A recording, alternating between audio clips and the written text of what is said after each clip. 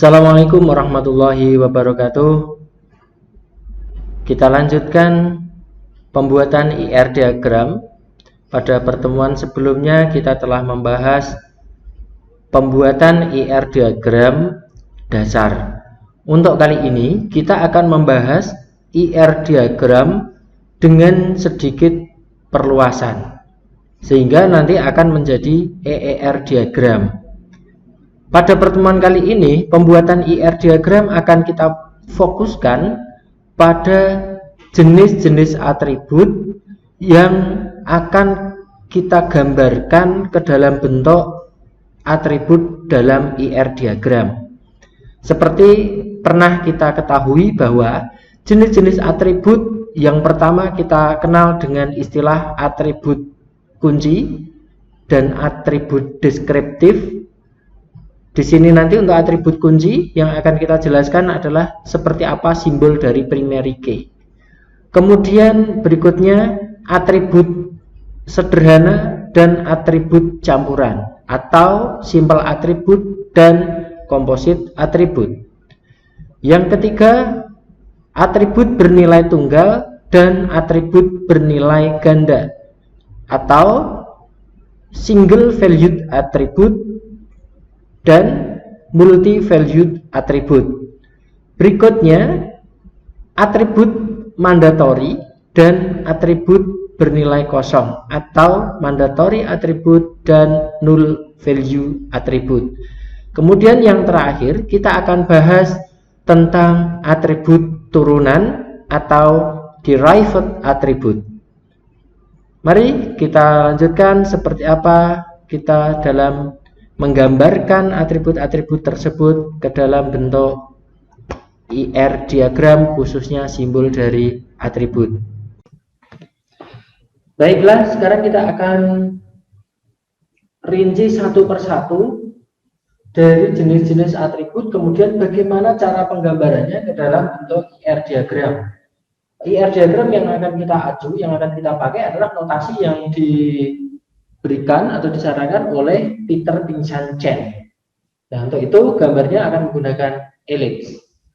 Oke, kita mulai yang pertama. Atribut key dan atribut deskriptif. Atribut key di sini yang digambarkan berbeda itu adalah primary key. Penggambaran primary key menggunakan IR diagram akan tampak seperti ini. Misalnya adalah nomor induk mahasiswa, maka penggambarannya perlu ditambahkan garis bawah NIM. Kemudian yang berikutnya atribut deskriptif.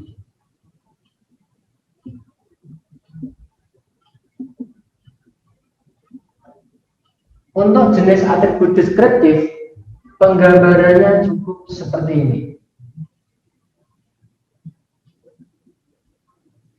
Contohnya adalah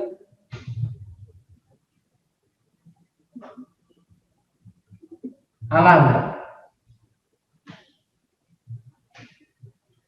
Kemudian kelompok berikutnya, yang ketiga, dikenal dengan atribut sederhana dan atribut campuran.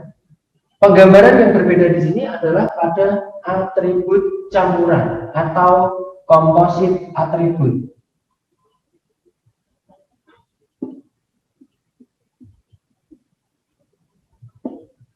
Gambarnya seperti apa? Misalnya adalah nama memiliki komponen ada nama depan,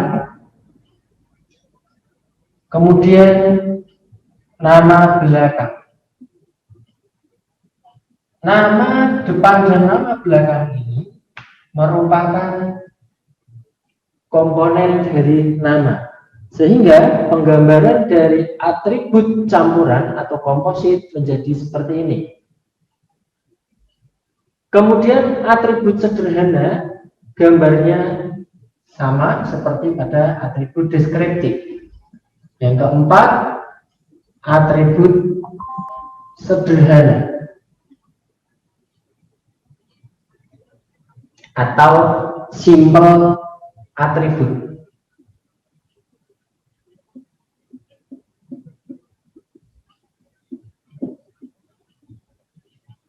Yang kelima, kita kenal dengan atribut bernilai tunggal. Atribut bernilai tunggal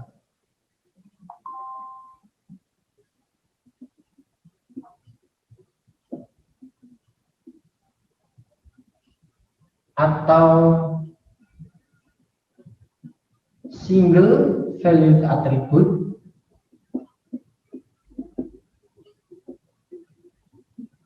gambarnya sama seperti ini.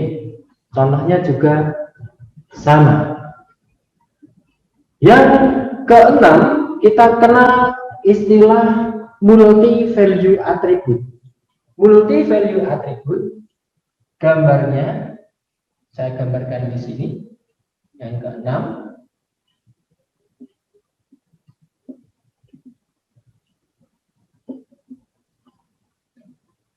atribut bernilai ganda atau multi value atribut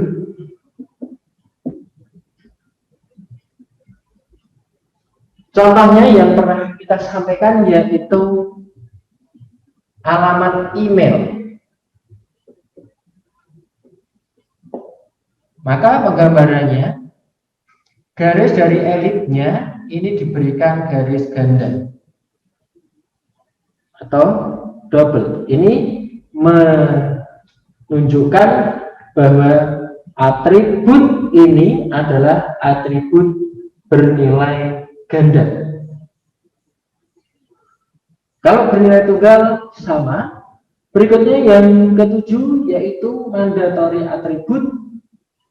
Mandatory attribute itu biasanya itu berupa primary key, maka gambarnya seperti ini, ya. Untuk mandatory attribute, sedangkan null value attribute gambarnya sama seperti ini, ya. Yang ketujuh,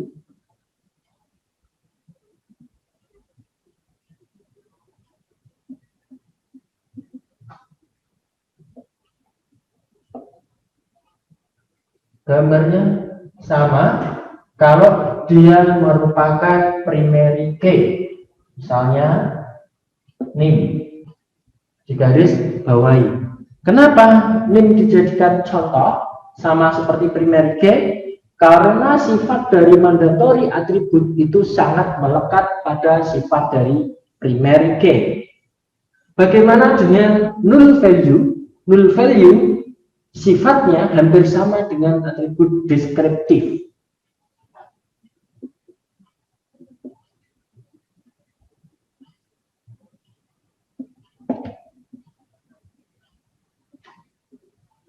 Gambarnya sama. Berikutnya yang terakhir, yang ke-9, kita kenal dengan istilah atribut turunan atau atribut derivatif.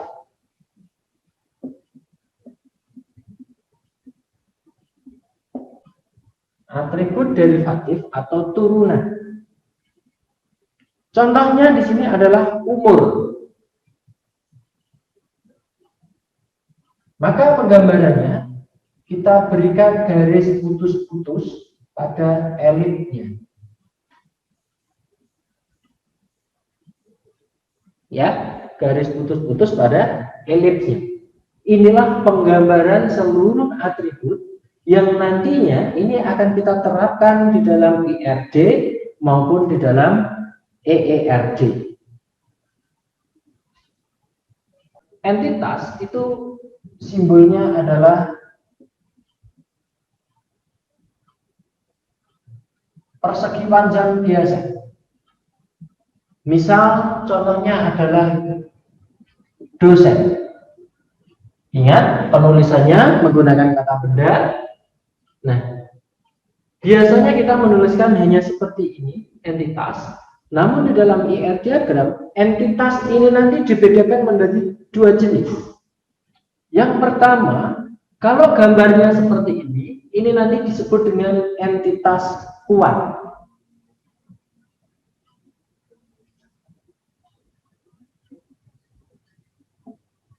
Strong entity, gambarnya seperti ini, contohnya dosen. Apa maksudnya strong entity ini? Bahwa entitas ini tidak bergantung dengan adanya entitas lain. Berikutnya, entitas yang kedua adalah entitas lemah.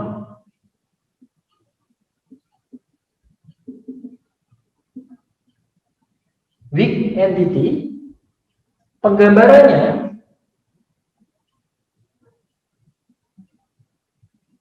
menggunakan garis ganda. Perhatikan, menggunakan garis ganda, misalnya adalah tanggungan.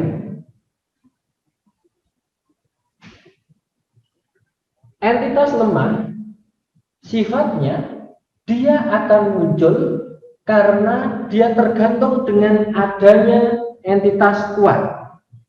Sebagai contoh, nanti misalnya kita membuat sebuah hubungan relationship antara dosen dengan tanggungan, dosen akan memiliki tanggungan jika misalnya menikah, memiliki anak, dan seterusnya. Jika belum memiliki istri atau suami, atau belum menikah dan belum mempunyai anak, maka belum memiliki tanggungan. Maka sifat tanggungan ini boleh ada atau boleh tidak. Sifatnya opsional, akan muncul ketika entitas kuat memerlukan.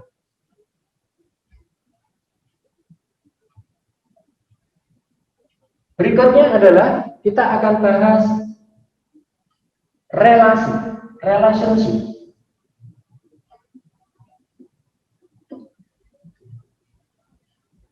Demikian juga di dalam entitas, relasi atau relationship yang biasanya kita gambarkan seperti ini.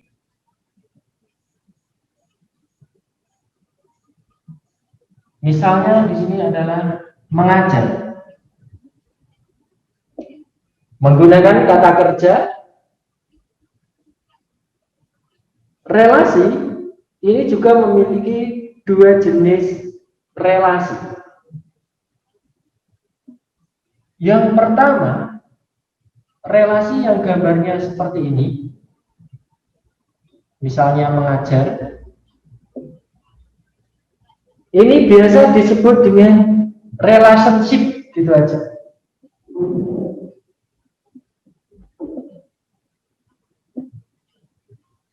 Ya, jadi nanti tidak ada istilah strong relasi dan weak relasi. Meskipun penggambarannya untuk jenis yang kedua, misalnya memiliki.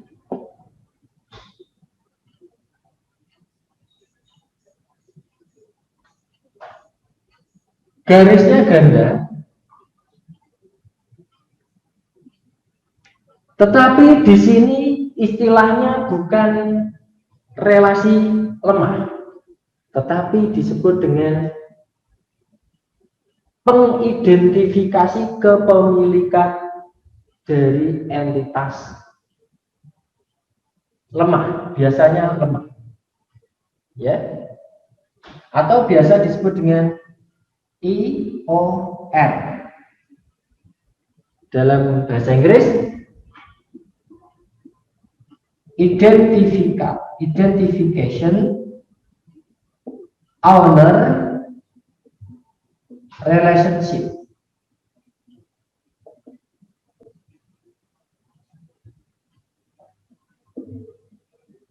Ya, ini istilahnya adalah IOR, Identification Owner Relationship. Jadi pengidentifikasi kepemilikan relasi. Sifatnya, kalau yang relationship biasa, ini biasanya menghubungkan antar entitas kuat. Antar entitas kuat. Nah, kalau yang di sini, di dalam IOR, di sini biasanya menghubungkan dengan entitas lemah. Sebagai contoh, penggambaran ini nanti juga akan berpengaruh kepada penggambaran atributnya. Misalnya seperti ini. Dosen, di sini tanggungan. Kita gambarkan bahwa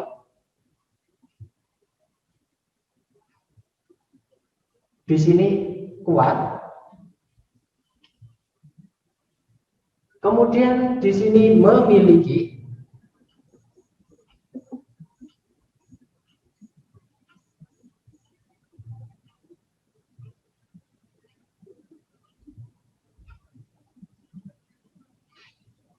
Dosen memiliki tanggungan. Biasanya satu dosen memiliki banyak tanggungan, satu atau banyak tanggungan, bahkan tidak ada tanggungan juga bisa.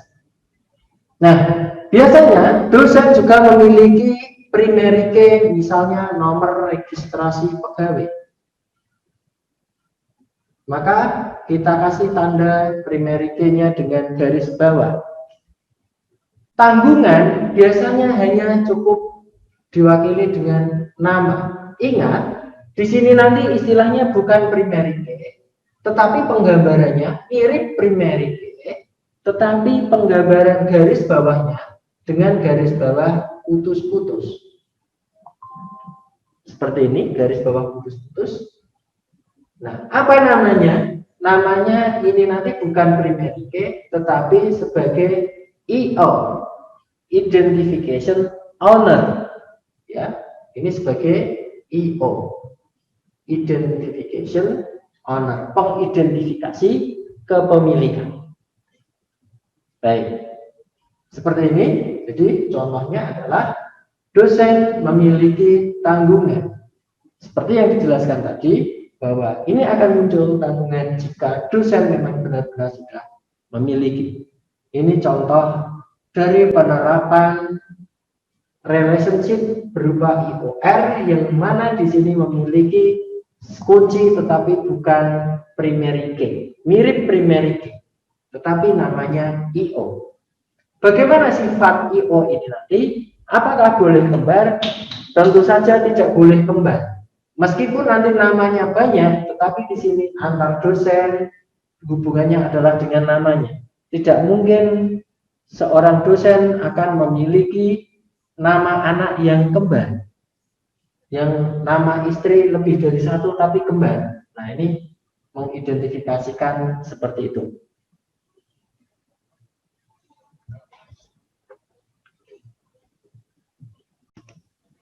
Berikutnya, setelah kita tadi mempelajari bagaimana menggambarkan atribut, kemudian relasi di dalam EER diagram, berikutnya kita akan lanjutkan yaitu bagaimana menggambarkan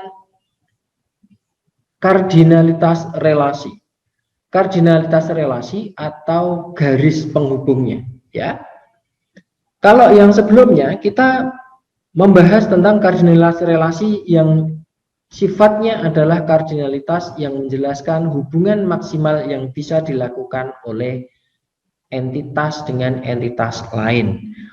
Nah, kali ini kita akan menggambarkan bagaimana link atau kardinalitas relasi itu kita akan menggambarkan data, apakah boleh ada data, wajib ada data, atau datanya boleh kosong. Atau istilahnya kardinalitas minimum. Nah, penggambarannya akan kita gambarkan seperti ini.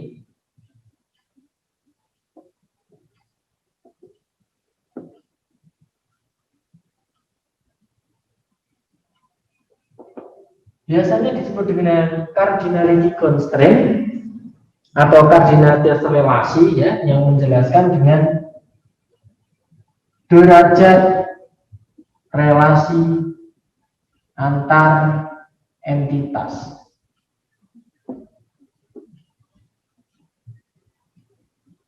Garisnya biasanya kita menggambar hanya seperti ini.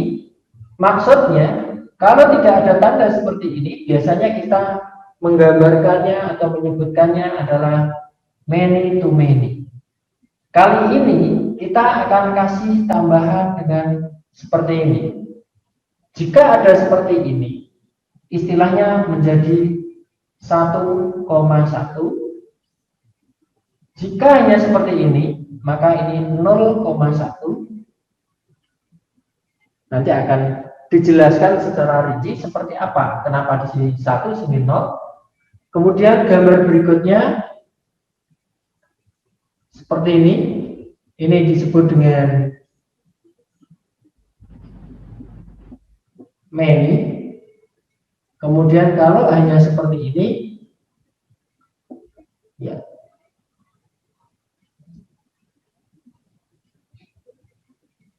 Maksudnya apa? Maksudnya di sebelah bagian kiri, di bagian kiri ini menjelaskan tentang nullity atau sifatnya mandatori atau bukan. Ini disebut dengan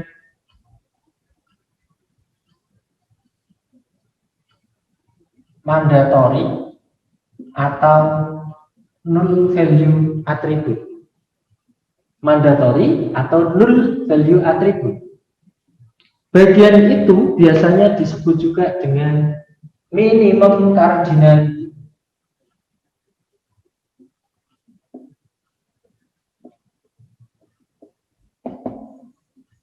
Ya, bagian sebelah kiri disebut dengan minimum cardinality. Ini juga sebelah kiri juga menggambarkan minimum cardinality. Maksudnya apa?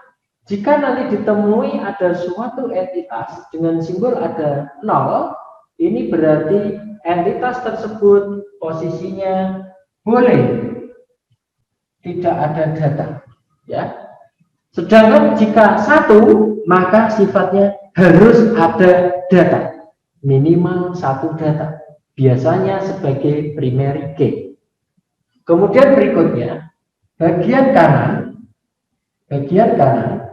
ini disebut dengan maksimum cardinality. Maksimum cardinality ini biasa kita sebut sebagai kardinalitas relasi biasa, ya. Kardinalitas relasi biasa.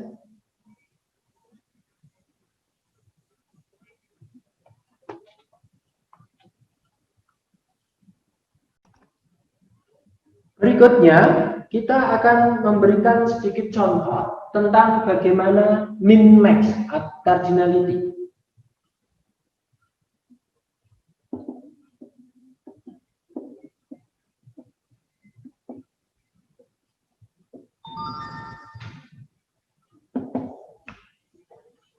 Misalnya, di sini ada entitas A,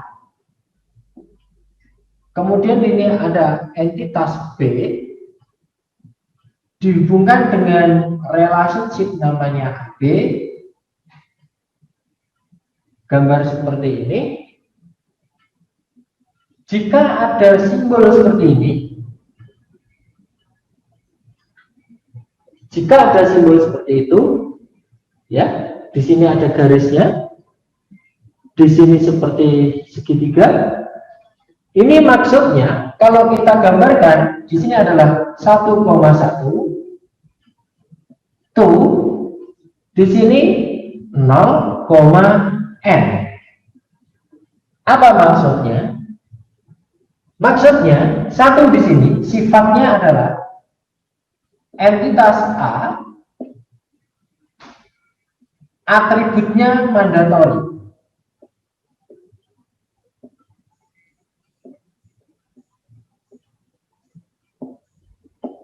Apa maksudnya mandatori? harus memiliki data minimal 1. Entitas B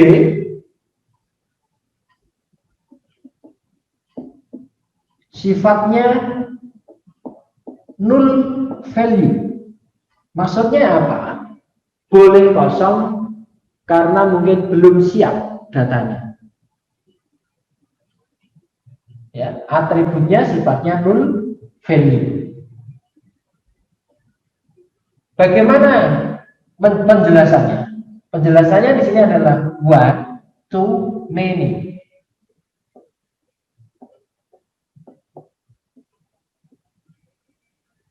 One, too many. Kardinalitasnya adalah one, too many. Bagaimana menjelaskan min-max cardinality-nya? Cara menjelaskannya adalah hubungan relationship yang terjadi antara entitas A dengan entitas B menggunakan suatu hubungan atau relationship AB, di mana setiap data dari entitas A bisa berhubungan dengan banyak data dari entitas B, dengan aturan bahwa di dalam entitas A minimal harus ada tersedia 1 data, sedangkan pada entitas B boleh kosong. Itu adalah penjelasan dari teori yang menyatakan bahwa min max-nya ini adalah 1,1 to 0,n. Ini saya rasa tidak sulit ya ketika kita sudah memahami yang maksimum cardinality. Berikutnya yaitu ketika kita tadi sudah membahas tentang garis penghubung, terutama pada link yang menjelaskan tentang kardinalitas relasi. Berikutnya simbol dari garis itu sendiri itu sebenarnya ada 2. Sebagaimana pada entitas dan relasi. Nah, di dalam garis atau link ini ada 2 simbol. Baik, akan kita gambarkan. Ya, untuk garis atau link sebagai penghubung yang tadinya kita gunakan sebagai tempat untuk menjelaskan kardinalitas relasi, untuk saat ini kita akan membahas yang berkaitan dengan yang akan menjelaskan hubungan antar entitas. Jika gambarnya seperti ini, link garis biasa, ini biasa disebut dengan total participation constraint.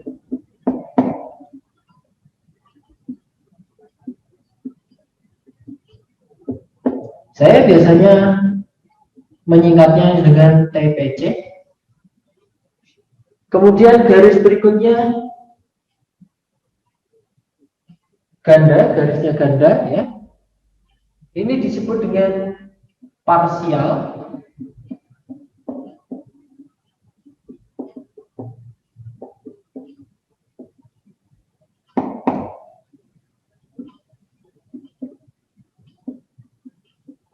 Saya biasa menyingkatnya dengan PPC.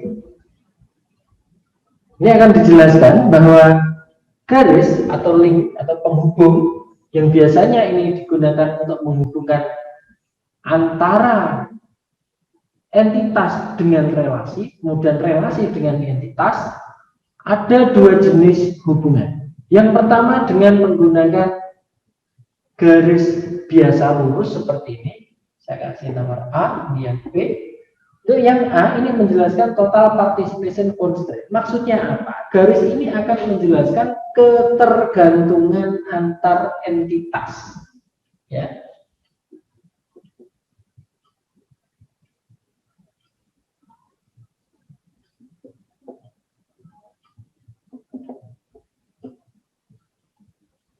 Ketergantungan antar entitas. Biasanya kita membahas ketergantungan itu ketergantungan antar atribut. Ada fungsional dependencies. Nah, di sini ketergantungan yang dimaksud di sini kalau berdasarkan garis seperti ini disebut dengan ketergantungan antar entitas. Jika menggunakan garis tunggal, ini akan mengandung maksud bahwa entitas tersebut sifatnya independen.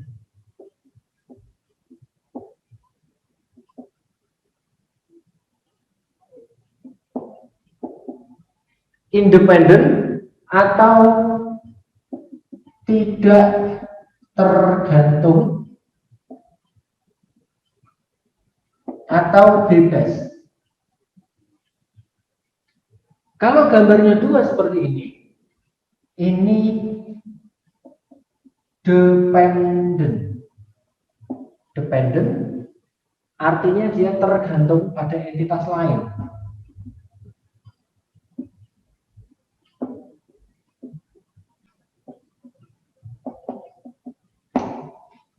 Tergantung pada entitas lain, ya, seperti ini.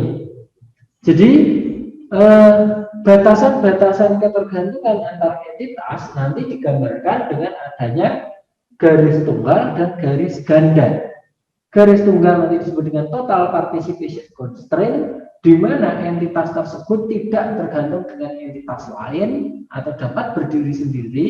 Sedangkan jika ada garis yang ganda, ini disebut dengan partial participation constraint, atau kalau misalnya di sebelah kiri di sini ada sebuah entitas, maka entitas tersebut bergantung pada entitas yang lain di sebelah kanan. Contoh,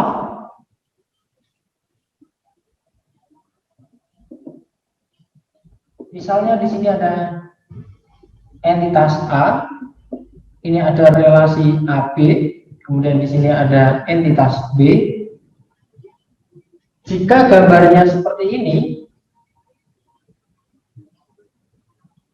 apa maksudnya? Maksudnya bahwa A ini dia dapat berdiri sendiri, sedangkan B karena di sini garisnya ganda, maka B bergantung pada A. B bergantung pada A atau A menentukan B. Seperti ini ya. Dan biasanya sifat seperti ini bisa digambarkan atau setara dengan gambarnya yaitu A, di sini AB,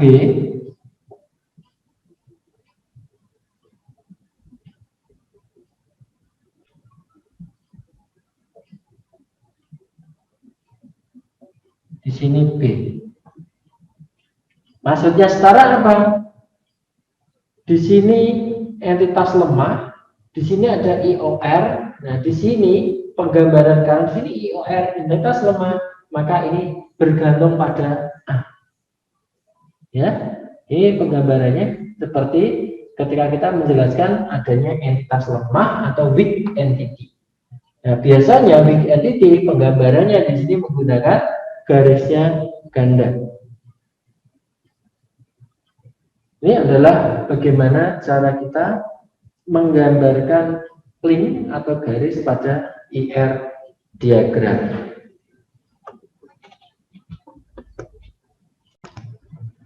Baik, untuk selanjutnya, setelah kita tadi mempelajari simbol-simbolnya secara manual, untuk berikutnya yaitu bagaimana kita menerjemahkan dari simbol-simbol atau dari IR diagram yang telah kita pelajari menjadi struktur tabel atau skema relasi. Nah, skema relasi itu seperti apa? Kita perlihatkan di sini. Misalnya begini, ada pemetaan IRD ke dalam skema relasi. Misalnya atribut kunci ini misalnya. Atribut A1 sebagai primary key, A2 dan A3 sebagai deskriptif. Itu ya.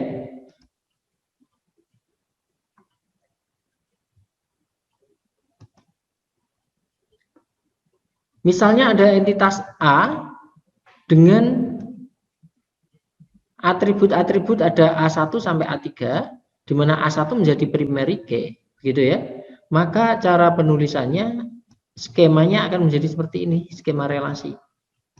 A sama dengan dalam kurung A1, A2, A3, di mana A1 ada garis bawahnya. ini menunjukkan sebagai primary key, ya. Nah, ini untuk yang berkaitan dengan entitas yang pertama, ya, entitas. Kemudian entitas yang ada kaitannya dengan atribut. Atribut berikutnya yaitu atribut komposit. Perhatikan, atribut komposit, ya.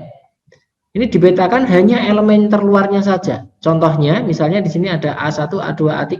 Perhatikan, A3 ini punya elemen yaitu A4, A5, A6. Maka nanti yang dipetakan itu hanya yang ini saja, yang di luar atau elemen-elemen terluarnya saja. Ya. Sehingga yang A3 ini tidak usah. Sehingga jadi entitas A akan menjadi tabel gitu ya. Tabel A dengan atribut A1, A2, A4, A5, A6.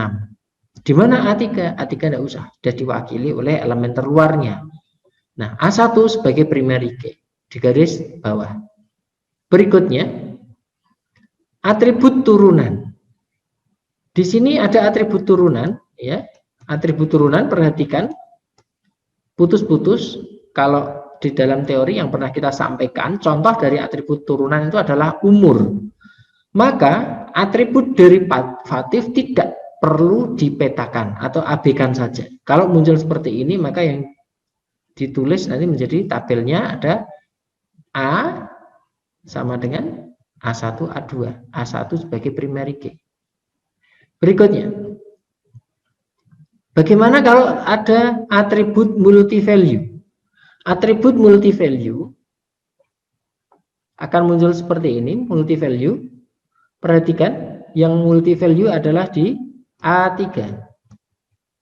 Karena garisnya double. Maka di sini akan dibuat tabel baru. Di mana perhatikan A1 ya. A1 ini menjadi primary key, ditulis di sini. Kemudian A3 ini nanti juga akan muncul tabel baru, misalnya kita kasih nama A3. Misal ya tabelnya, ini boleh bebas ya penamaannya, yang penting menjadi dua tabel, di mana tabel yang pertama hanya berisi ini saja. Tabel yang kedua akan berisi ini ya dengan primary key. Ya, dengan primary key. Tabel 1, tabel 2. Saya rasa ini mudah. Kita lanjutkan. Berkaitan dengan unary.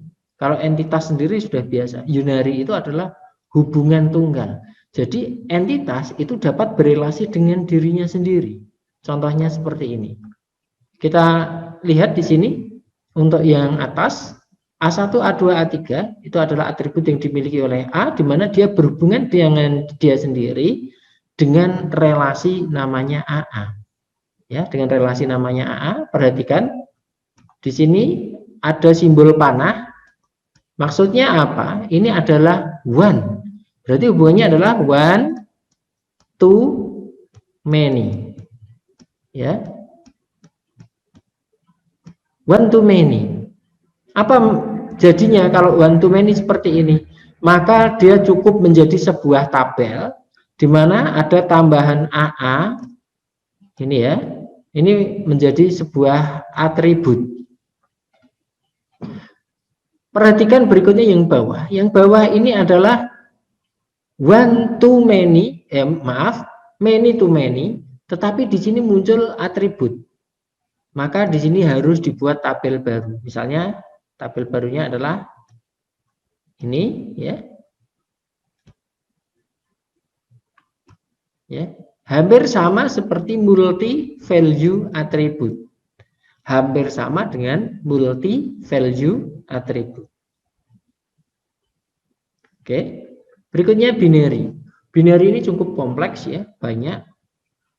Kalau kita perhatikan untuk binary di sini, ini untuk yang A dengan B ini adalah one to one. Kemudian ini one to many, ini many to many. Kalau kita lihat di sini, ini sekilas tampak bahwa semuanya sama. Ya memang sama. Akan menjadi 3 tabel. Semuanya akan menjadi 3 tabel. Tabel A, tabel AB, dan tabel B. Berikutnya, ternary atau hubungan sampai 4 seperti ini many to many semuanya. Maka kalau ada hal seperti ini, maka akan menjadi 4 tabel. Nah, sekarang kita perhatikan kalau kita sudah menggunakan PPC maupun TPC, Total Participation Constraint maupun PPC. Perhatikan ya. Kalau di sini ternyata adalah one to one dan saling tergantung, maka cukup dijadikan sebuah tabel ya. Di sini panahnya 1, ini panah berarti ini 1 ke 1. Maka cukup menjadi sebuah tabel, boleh dari A atau boleh dari B. Nah, untuk selebihnya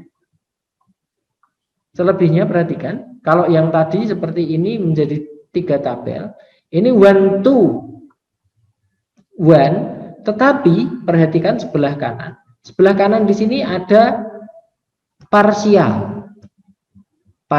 Kalau di sini total, ya. Maka sebutan seperti ini akan muncul menjadi 2 tabel, di mana tabel B akan muncul dengan rumus adanya primary key dari tabel A. Demikian juga pada B. Nah, bagaimana dengan ini? Ini adalah garisnya putus-putus ya.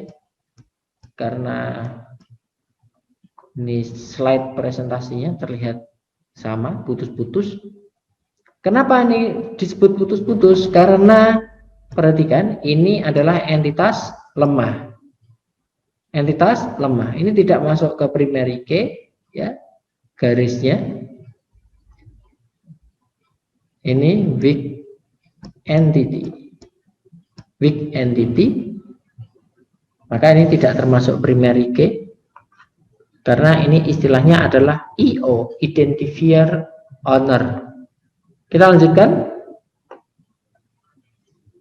Kalau misalnya ada kasus seperti ini, many to many, kemudian ternyata ini ada atribut turunan.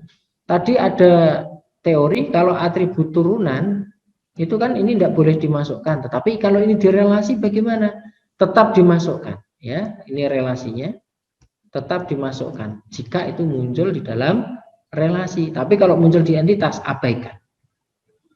Kemudian aturan-aturan atribut derivatif yang berada pada relasi ini, kalau bantuan dan keduanya merupakan TPC, ini bisa dibaca, saya rasa mudah.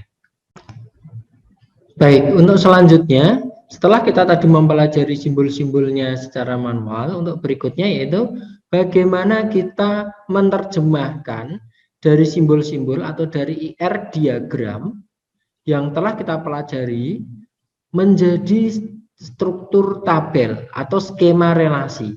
Nah, skema relasi itu seperti apa?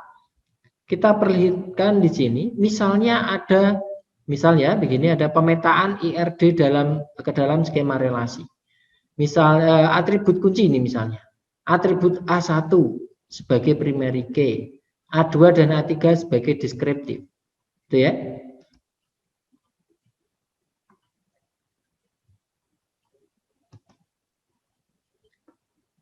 Misalnya ada entitas A dengan atribut-atribut ada A1 sampai A3, di mana A1 menjadi primary key, gitu ya. Maka cara penulisannya, skemanya akan menjadi seperti ini, skema relasi. A sama dengan dalam kurung A1, A2, A3, di mana A1 ada garis bawahnya. Ini menunjukkan sebagai primary key. Ya. Nah, ini untuk yang berkaitan dengan entitas yang pertama ya, entitas. Kemudian entitas yang ada kaitannya dengan atribut. Atribut berikutnya yaitu atribut komposit. Perhatikan, atribut komposit ya. Ini dipetakan hanya elemen terluarnya saja. Contohnya, misalnya di sini ada A1, A2, A3. Perhatikan, A3 ini punya elemen yaitu A4, A5, A6. Maka nanti yang dipetakan itu hanya yang ini saja, yang di luar atau elemen-elemen terluarnya saja. Ya. Sehingga yang A3 ini tidak usah. Sehingga jadi entitas A akan menjadi tabel gitu ya. Tabel A dengan atribut A1, A2, A4, A5, A6. Di mana A3? A3 tidak usah, sudah diwakili oleh elemen terluarnya. Nah, A1 sebagai primary key di garis bawah. Berikutnya, atribut turunan. Di sini ada atribut turunan, ya. Atribut turunan, perhatikan, putus-putus. Kalau di dalam teori yang pernah kita sampaikan, contoh dari atribut turunan itu adalah umur. Maka atribut derivatif tidak perlu dipetakan atau abaikan saja. Kalau muncul seperti ini, maka yang ditulis nanti menjadi tabelnya ada A sama dengan A1, A2. A1 sebagai primary key. Berikutnya, bagaimana kalau ada atribut multi-value? Atribut multi-value akan muncul seperti ini, multi-value. Perhatikan, yang multi-value adalah di A3. Karena garisnya double. Maka di sini akan dibuat tabel baru. Di mana perhatikan A1 ya. A1 ini menjadi primary key, ditulis di sini. Kemudian A3 ini nanti juga akan muncul tabel baru, misalnya kita kasih nama A3. Misal ya tabelnya, ini boleh bebas ya penamaannya, yang penting menjadi dua tabel, di mana tabel yang pertama hanya berisi ini saja. Tabel yang kedua akan berisi ini ya dengan primary key. Ya, dengan primary key.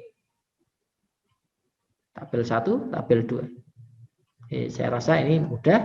Kita lanjutkan. Berkaitan dengan unary. Kalau entitas sendiri sudah biasa. Unary itu adalah hubungan tunggal. Jadi entitas itu dapat berelasi dengan dirinya sendiri. Contohnya seperti ini. Kita lihat di sini untuk yang atas A1, A2, A3 itu adalah atribut yang dimiliki oleh A, di mana dia berhubungan dengan dia sendiri dengan relasi namanya AA. Ya, dengan relasi namanya AA, perhatikan di sini ada simbol panah. Maksudnya apa? Ini adalah one. Berarti hubungannya adalah one to many. Ya. One to many. Apa jadinya kalau one to many seperti ini? Maka dia cukup menjadi sebuah tabel di mana ada tambahan AA ini ya. Ini menjadi sebuah atribut. Perhatikan berikutnya yang bawah. Yang bawah ini adalah one to many, many to many, tetapi di sini muncul atribut. Maka di sini harus dibuat tabel baru. Misalnya tabel barunya adalah ini ya. Ya, hampir sama seperti multi value atribut. Hampir sama dengan multi value atribut. Oke. Berikutnya binary. Binary ini cukup kompleks ya, banyak. Kalau kita perhatikan untuk binary di sini, ini untuk yang A dengan B ini adalah one to one. Kemudian ini one to many, ini many to many. Kalau kita lihat di sini, ini sekilas tampak bahwa semuanya sama. Ya memang sama. Akan menjadi 3 tabel. Semuanya akan menjadi 3 tabel. Tabel A, tabel AB, dan tabel B. Berikutnya, ternary atau hubungan sampai 4 seperti ini many to many semuanya. Maka kalau ada hal seperti ini, maka akan menjadi 4 tabel. Nah, sekarang kita perhatikan kalau kita sudah menggunakan PPC maupun TPC, total participation constraint maupun PPC. Perhatikan ya. Kalau di sini ternyata adalah one to one dan saling tergantung, maka cukup dijadikan sebuah tabel ya. Di sini panahnya satu, ini panah berarti ini 1 ke 1. Maka cukup menjadi sebuah tabel, boleh dari A atau boleh dari B. Nah, untuk selebihnya perhatikan, kalau yang tadi seperti ini menjadi 3 tabel, ini one to one, tetapi perhatikan sebelah kanan. Sebelah kanan di sini ada parsial. Parsial. Kalau di sini total, ya. Maka sebutan seperti ini akan muncul menjadi 2 tabel, di mana tabel B akan muncul dengan rumus adanya primary key dari tabel A. Demikian juga pada B. Nah, bagaimana dengan ini? Ini adalah garisnya putus-putus ya. Karena ini slide presentasinya terlihat sama, putus-putus. Kenapa ini disebut putus-putus? Karena perhatikan, ini adalah entitas lemah. Entitas lemah. Ini tidak masuk ke primary key ya. Garisnya ini weak entity. Weak entity. Maka ini tidak termasuk primary key. Karena ini istilahnya adalah IO, identifier owner. Kita lanjutkan. Kalau misalnya ada kasus seperti ini, many to many, kemudian ternyata ini ada atribut turunan. Tadi ada teori kalau atribut turunan itu kan ini tidak boleh dimasukkan. Tetapi kalau ini direlasi bagaimana? Tetap dimasukkan. Ya, ini relasinya tetap dimasukkan. Jika itu muncul di dalam relasi. Tapi kalau muncul di entitas, abaikan. Kemudian aturan-aturan atribut derivatif yang berada pada relasi ini kalau one to one dan keduanya merupakan TPC ini bisa dibaca, saya rasa mudah.